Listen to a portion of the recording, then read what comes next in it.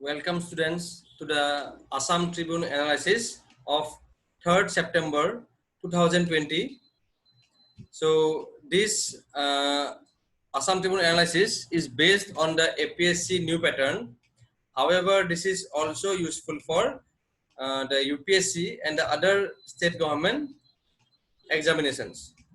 At Civil Services Achievers Point, we have various courses. You can call at the number given below to avail the classes, and also you can follow us at Facebook, Instagram, YouTube and Telegram channels. So these are the important newspaper articles we are discussing today. Also we will be discussing the important editorials of today's newspaper. So students, let us begin. The first article, news article, is that the varsity bill, that is a new university will be established in Assam, and this topic we are studying under the General Studies on Assam paper, topic governance. The State Assembly unanimously passed the Birangana Sati Sadhani Rajik Vishwavidyalaya Bill 2020, and the university will be set up at Golaghat to commemorate the last queen of the Sutya dynasty, Sati Sadhani. So this is an important information which might be asked in prelims based questions. So students, please make a note of it. Now coming to the next news article, Chief Minister presents the Sati Radhika Award to Evelyn Tis Sazem. Now this topic we are studying under the General Studies on Assam paper, governance topic. So Chief Minister Sarbananda Sonowal presented the Sati Radhika Award 2020 to noted social worker of Dima Hasao, Evelyn Tis Sazem. The award carries a citation, Angabrosto, a horai, and a check of rupees 2 lakh. Now speaking on the occasion, the Chief Minister said that the central and the state governments are dedicatedly working for women empowerment and have taken up a number of schemes. The Chief Minister said that in sync with the central government schemes like Beti Bachao, Beti Padhao and Prime Minister's Ujjwala Yojana, etc., Assam government has launched schemes in the names of leading women personalities of the state like Konoklata Borua, Aideo Hondigoi, and Indira Miri, Maloti Orang, etc. And so as to ensure economic independence and social dignity for women. Further, the Chief Minister said that considering the contribution of Sati Radhika in the social life of the state, there is a need for more awareness about her life and works among the people. Also, Sati Radhika's life is an embodiment of courage and valor and a great source of inspiration. And the Chief Minister has urged the youth to take inspiration from her ideology. Now, coming to the next news, the Assam State Assembly passes a law to protect state's heritage. Now, this topic we will study under the General Studies on Assam paper, topic culture. The Assam Assembly passed a law to provide protection, preservation, conservation, maintenance and restoration of the state's tangible heritage. So, the new law is named as the Assam Heritage Tangible Protection, Preservation, Conservation and Maintenance Act 2020, which seeks to protect and preserve the tangible heritages like our satras, our namghars, monasteries, stupas, our mosques and dorgas and churches, etc., social and cultural institutions and habitation structures having traditional architecture, heritage sites, artifacts, sculptures, etc., which have been in existence for not less than 75 years.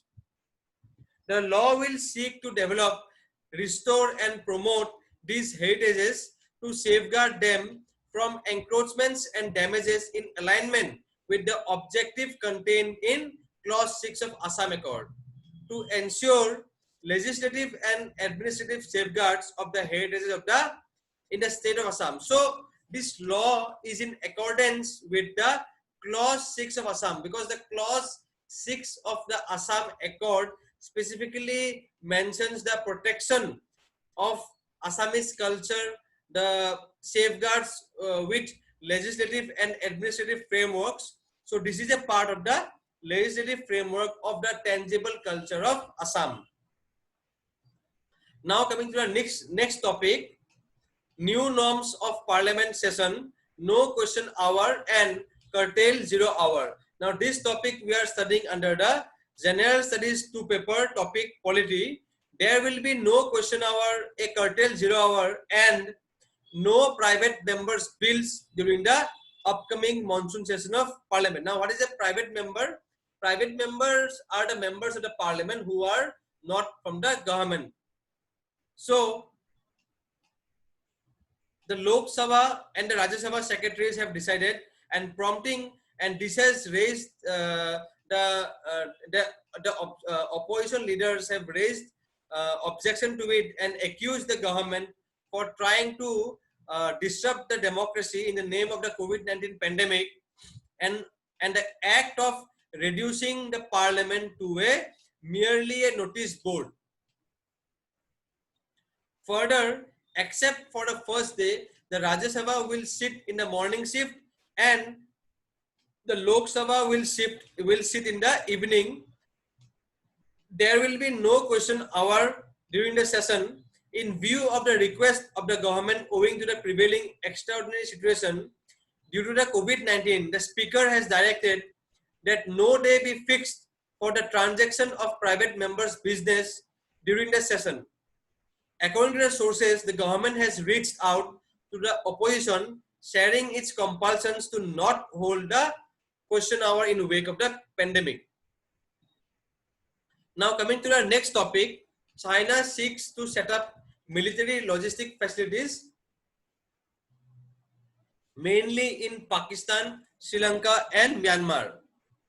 And this topic we will study under the General Studies 2 paper, topic International Relations. So the background is that China is seeking to set up more logistic facilities in a number of countries, and including 3 countries in India's neighborhood, that is Pakistan, Sri Lanka and Myanmar, to allow the Chinese army to project and sustain military power at great distances. So this is as per a report by the Pentagon, which is the US-based defense analysis body. Now, in addition to the 3 neighbors of India, Pakistan, Sri Lanka and Myanmar, the other countries where China is considering to base its military logistics and infrastructure facilities are Thailand, Singapore, Indonesia, United Arab Emirates, that is UAE, Kenya, Seychelles, Tanzania, Angola and Kazakhstan. So these potential Chinese military logistics facilities are in addition to the Chinese military base in Djibouti, which is aimed at supporting naval, air and ground forces in projection. So we know that China had established the naval port in the African nation of Djibouti near the African Horn, because that region is very much used by the global community for global trades. China has probably already made overtures or any establishments to Namibia, the Solomon Islands, also adding as a known focus areas of the Chinese army planning are along the sea lines of communication from China to the Strait of Hormuz near the Arabian Peninsula and the Africa and the Pacific Islands. So this is a major energy line and it's a major communication line in world trade. Now coming to the next topic, Cabinet approves major reforms in bureaucracy and Mission Karma Yogi. So this topic we are discussing under the General Studies 2 paper, topic governance. So the Union Cabinet approved Mission Karma Yogi, which is termed as the biggest bureaucratic reform initiative aimed at capacity building of government employees to make them more creative, proactive, professional, and technology enabled. So this is a much needed hour, and it is a very good step regarding the reform in the civil services. The core guiding principles of the competency driven program will be to support a transition from the rules based to roles based HR management to prepare the Indian civil servant from the future. So transition from rules based to roles based. Also, there is a provision for a sum of rupees 510 crore will be spent over 5 years under Mission Karmayogi or the National Program for Civil Services Capacity Building. National Program for Civil Services Capacity Building. This program will help in overcoming existing challenges like lack of lifelong and continuous learning environment, evolution of silos at departmental level, preventing shared understanding of India's development aspirations, and diverse and fragmented training landscape, among others. So there are various objectives of this mission. Students, please make a note of it. A question is expected on this in both prelims and mains exam. Now coming to our next topic, Sikkim prays to Mount Kanchenjunga on Pang Lob Sol. So this is a major festival in Sikkim in India. So this topic we will study under the General Studies 1 paper, culture topic. So Pang Lap Sol is one of the most historically significant festivals celebrated in Sikkim, and this festival of Sikkim is celebrated annually on the 15th day of the 7th month of the Tibetan calendar. So it is celebrated to commemorate the consecration of Mount Kanchenjunga as the guardian deity of the state. The festival also commemorates the historic swearing of blood brotherhood between the Lepchas and the Bhutias at Kabi Longchok under the witness of Mount Kangchendongja. The festival was popularized by the third Chogyal, Chakdor Namgyal, and the spectacular Pang Toad or warrior dance is believed to have been introduced by him on the basis of a visionary dream. So these are some of the important cellular features of the festival. Students, please make a note of it and revise them. The celebrations basically aims at paying homage to Mount Kanchenjunga, which is believed to have been protecting this holy land since ages. In Sikkim, the festival is celebrated at the monasteries and different locations showcasing unity, peace, and harmony. Now coming to the next topic, India ranks 48th position in Global Innovation Index. So India has come within the top 50 countries in the Global Innovation Index, and this is we will study under the General Studies 3 paper, Economic Development. So India has joined the group of top 50 countries in the Global Innovation Index for the first time, moving up 4 places to the 48th rank and keeping the top position among the nations in Central and Southern Asia. So this is according to the Global Innovation Index GII list released jointly by the World Intellectual Property Organization WIPO, Cornell University, and INSEAD Business School today.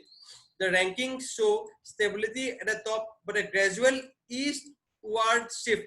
That is, the innovation is shifting gradually eastwards in the locus of innovation, such as economies, Asian economies like China, India, the Philippines, and Vietnam have advanced considerably in the innovation ranking over the years.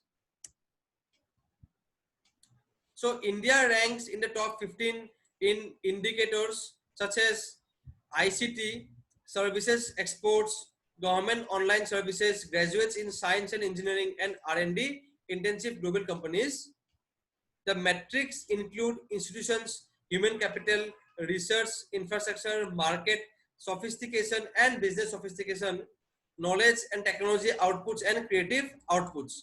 And Indian institutes like IIT Bombay, IIT Delhi, and the Indian Institute of Science in Bengaluru and its top scientific publications have contributed India in the lower middle income economy with highest innovation quality. Now we are discussing the important editorials of today's newspaper, revamping agriculture. So this topic we are discussing under the General Studies 3 paper, economic development. So this editorial discusses the various dimensions of Indian agriculture. So from a foodstuff country to decades back, when India was not in a position to feed its own people and had to depend on what was called ship to mount, that is, we had to import food crops. Today, India has emerged as a food secure country, providing food to its 1,300 million people, even occupying a significant position in food export. So, however, some of the challenges are the issues of climate change, less and lesser people opting for farming, fatigue, natural resources, it is the land resources are strained or overused, demand for newer technologies like precision farming, artificial intelligence, also increasing the efficiency of food production resources, including inputs and linking the farm produce with e-market platform with technology injections at each touch points along the production to consumption value chain.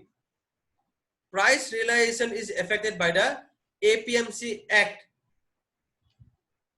and middlemen, except for a few crops, rice and wheat, and a few states like Punjab, Haryana, and Andhra Pradesh, the selling price for the farmer is 15 to 50% below the MSP, that is the minimum support price over the years. Incomes have been stagnant over the years, with the average worker earning less than 60 to 70% of the income of their counterparts in the city. So that has led to the huge migration to the urban places. Realizing the plight of the farmers, the government of India in recent years has brought new hopes by introducing few measures to double the farmers' income by 2022. Notable among the schemes are like the Soil Health Card Scheme, Paramparagata Krishi Vikas Yojana, Pradhan Mantri Fasal Bima Yojana, Pradhan Mantri Krishi Sinchai Yojana, Rashtriya Gokul Mission, etc.